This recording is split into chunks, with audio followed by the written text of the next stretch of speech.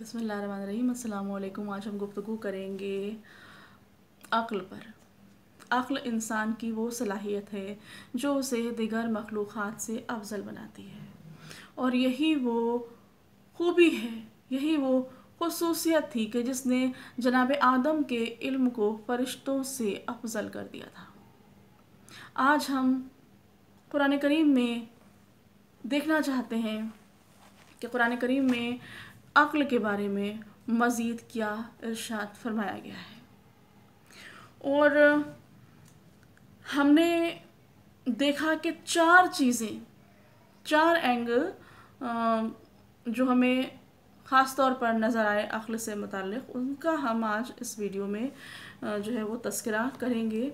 पहली चीज़ ये है कि ये हमारी समझ में आता है कि जो अक्ल है वो हुसूल इल्म का एक ज़रिया है। ये यूँ कहा जाए कि कबूलियत इल्म की सलाहियत का नाम है, तो गलत ना होगा। दूसरा ये कि जो कुरान करीम में ख़ुद जो अल्लाह ने आयात बयान फरमाई हैं, तो वो सब भी अक्ल के एनहांस करने के लिए है। और तीसरा, इस बात का भी तज़किरा किया गया है कि वो लोग अल्लाह के नज़दीक क्या हैं कि जो अक्ल का इस्तेमाल नहीं करते।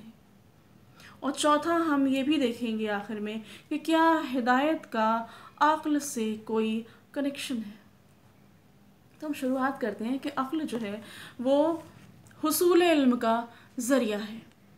सूरह बकरा की 164वीं आयत में परवरदिगार ने इरशाद फरमाया है कि बेशक आसमान और ज़मीन की खिलकत में और रात और दिन की चेंजेस में, इख्तलाफ में, और कश्ती जो कि समंदर पर चलती है जिसमें लोगों के लिए नफ़ा है, और जो अल्लाह ने आसमान से पानी नाजिल किया और उससे ज़मीन को उसकी मौत के बाद ज़िंदा किया, और ज़मीन में हर तरह के चौपाए जो हैं वो फैला दिए, और हवाएं जो चलती हैं, और बादल जो मुसख्खर हैं ज़मीन और आसमान के दरमियान में। इन सारी चीज़ों में आयात हैं, निशानियां हैं उनके लिए जो अक्ल रखते हैं। इसमें निशानियां हैं कौमे याक़िलून के लिए, अक्ल रखने वाली कौम के लिए। तो आज इन सब चीज़ों पर अपने अक्ल का इस्तेमाल करके इंसानी इल्म कितना आगे बढ़ गया है। कैसे रात और दिन, जो सूरज और चाँद के जो चक्कर हैं, कैसे इंसान ने इसको मालूम कर लिया। कैसे समंदर की गहराइयों तक जो है वो उतर गया है इंसान। और जो बादल हैं, वेदर फोरकास्ट है, इसका अंदाज़ा लगाया लिया जाता है। ये सब क्यों है? इसीलिए है कि इंसान ने इसमें अपनी अक्ल का इस्तेमाल किया। अल्लाह का कानून तो सबके लिए है, भले ही किसी ने इस आयत को पढ़ा हो या ना पढ़ा हो, लेकिन उसने अक्ल लगाई और उसको इल्म हासिल हुआ।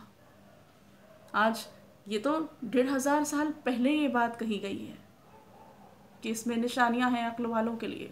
और आप देखिए इस दरमियान अक्ल की बिना पर इल्म कितना इंसान का आगे बढ़ गया। तो पहली चीज़ है कि जो गौर फिक्र करते हैं, जो निशानियों में अपनी अक्ल का इस्तेमाल करते हैं, वो इल्म हासिल करते हैं। दूसरा, जो बात मैंने कही थी उसका जिक्र जो है वो 12वें सूरे की दूसरी आयत में भी हुआ है कि अल्लाह जो है वो इरशाद फरमा रहा है कि बेशक हमने कुरान को नाजिल किया ताकि तुम अक्ल वाले बन जाओ। और भी जगह पर इरशाद हुआ है कि हमने आयत को इसलिए बयान किया ताकि तुम अक्ल वाले बन जाओ। तीसरी चीज़ ये है कि अल्लाह उनके बारे में क्या इरशाद फरमा रहा है जो अक्ल का इस्तेमाल नहीं करते। तो सूरह अनफाल की 22वीं आयत है कि बेशक अल्लाह के नज़दीक ज़मीन पर हरकत करने वाली मखलूक़ात में बदतरीन लोग वो गूंगे और बहरे हैं जो अपनी अक्ल को इस्तेमाल नहीं करते। सोचिए कि ज़मीन पर हरकत करने वाली मखलूक़ात, कीड़े मकोड़े सब इंक्लूड हो गए इसके अंदर, कि इन सब में बदतरीन वो गूंगे और बहरे हैं जो अपनी अक्ल का इस्तेमाल नहीं करते। اور اس کے بعد سورہ یونس کی 100ویں آیت ہے کہ جو لوگ اپنی عقل کو استعمال نہیں کرتے اللہ ان پر رجس طاری کر دیتا ہے۔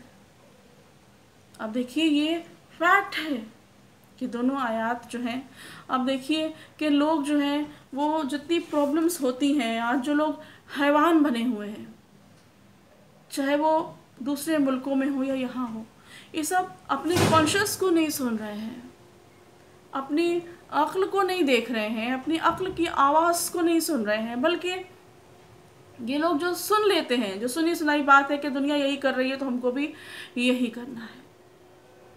مین جو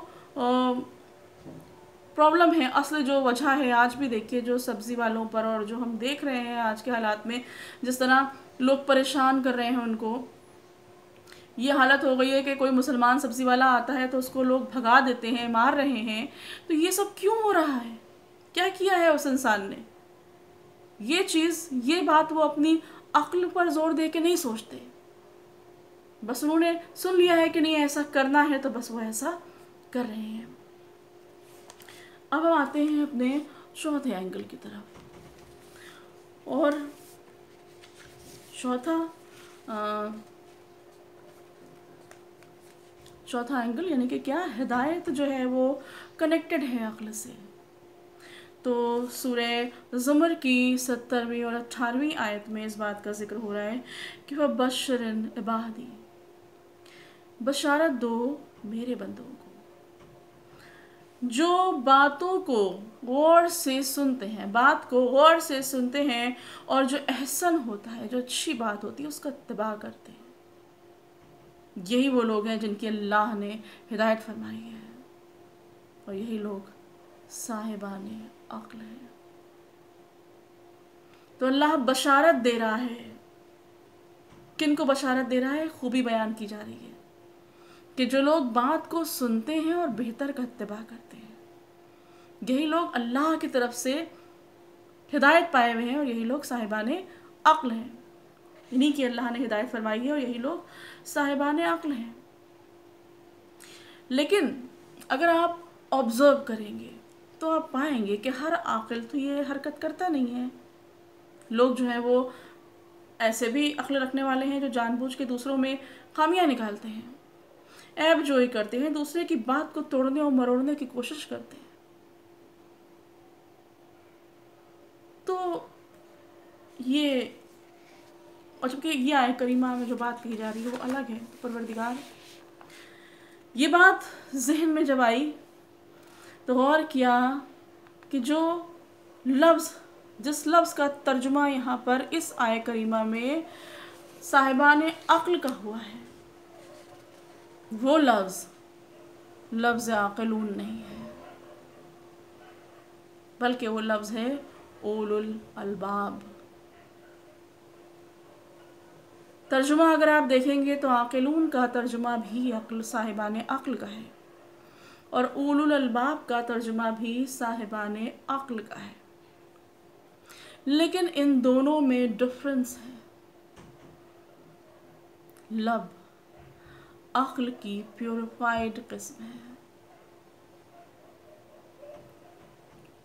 حصول علم کے لیے عقل ضروری ہے، وہ پیوریفائڈ ہو یا نہ ہو، لیکن نصیحت کے لیے اور ہدایت کے لیے عقل کا پیوریفائڈ ہونا شرط ہے۔